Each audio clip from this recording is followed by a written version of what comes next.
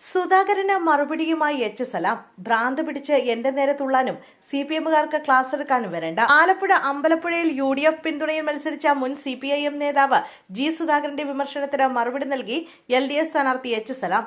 G Sudhakaran തന്റെ നേരെ ഭ്രാന്ത് പിടിച്ച് തുള്ളാൻ വരണ്ടെന്നും CPM-കാർക്ക് ക്ലാസ് എടുക്കേണ്ടെന്നും സലാം തുറന്നടിച്ചു. സുധാകരന് തൊപ്പിവെച്ച് ചെണ്ടകൊട്ടി തന്നവരുടെ അടുത്തുപോയി തുള്ളിയാൽ മതിയെന്നും അദ്ദേഹം പറഞ്ഞു. ഒപ്പം കോൺഗ്രസുകാർക്കും BJP-കാർക്കും ജമാഅത്തെ ഇസ്ലാമിക്കും ക്ലാസ് എടുത്താൽ മതിയെന്നും സലാം ചൂണ്ടിക്കാട്ടി. G സുധാകരന്റെ യഥാർത്ഥ മുഖം കേരളം അറിയണം. സൂര്യനമ്പൂതിരി മുതൽ കൽപ്പകവാടി വരെ എന്ന പേരിൽ നവമാധ്യമം വഴി പല ദിവസങ്ങളിലായി എഴുതി കേരളത്തെ അറിയിക്കണം എന്നാണ് വിചാരിക്കുന്നത്. തെരഞ്ഞെടുപ്പ് പ്രക്രിയ പൂർത്തിയാക്കിയതിനു ശേഷം 10 ദിവസത്തിനുള്ളിൽ ഈ പരമ്പര എഴുതി തുടങ്ങുമെന്നും എച്ച് സലാം പറഞ്ഞു. എച്ച് സലാം ഇനിയും ഭ്രാന്ത് പിടിച്ച് നടക്കുകയാണോ എന്ന് കഴിഞ്ഞ ദിവസം G സുധാകരൻ ചോദിച്ചിരുന്നു. രമേശ് ചെന്നിത്തലയടക്കം പങ്കെടുത്ത EV ശ്രീധരൻ പുരസ്കാര സമർപ്പണ ചടങ്ങിൽ സംസാരിക്കവെയായിരുന്നു G സുധാകരന്റെ പ്രതികരണം.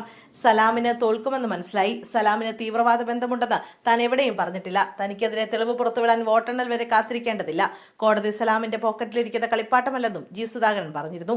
കേരളം നമ്പർ 1 എന്നാണ് രാഷ്ട്രീയ നേതാക്കൾ പ്രസംഗിക്കുന്നതെന്നും പരസ്പര സ്നേഹത്തിൽ കേരളം നമ്പർ 0 G സുധാകരൻ വിമർശിച്ചിരുന്നു. സാധാരണക്കാരന് കേരളത്തിൽ പരിഗണനയില്ല. ലോകത്തൊരിടത്തും കേരളത്തിലെ പോലെ സാമൂഹിക കൊലകൾ നടക്കുന്നില്ല. ക്രിമിനൽ മനോഭാവമുള്ളവർ പാർട്ടിക്കുള്ളിൽ കടന്നുകയറി. ആലപ്പുഴയിലാണ് ഏറ്റവും കൂടുതൽ ക്രിമിനലുകൾ കടന്നുകയറിയത്. അവരുടെ പേരുകൾ പറയുന്നില്ലെന്നും പൊളിറ്റിക്കൽ ക്രിമിനലിസമാണ് നടക്കുന്നതെന്നും CPIM-നെ ലക്ഷ്യം വെച്ച് G സുധാകരൻ കുറ്റപ്പെടുത്തിയിരുന്നു. ഇതോടെയാണ് എച്ച് സലാം പ്രതികരണവുമായി രംഗത്തെത്തിയത്.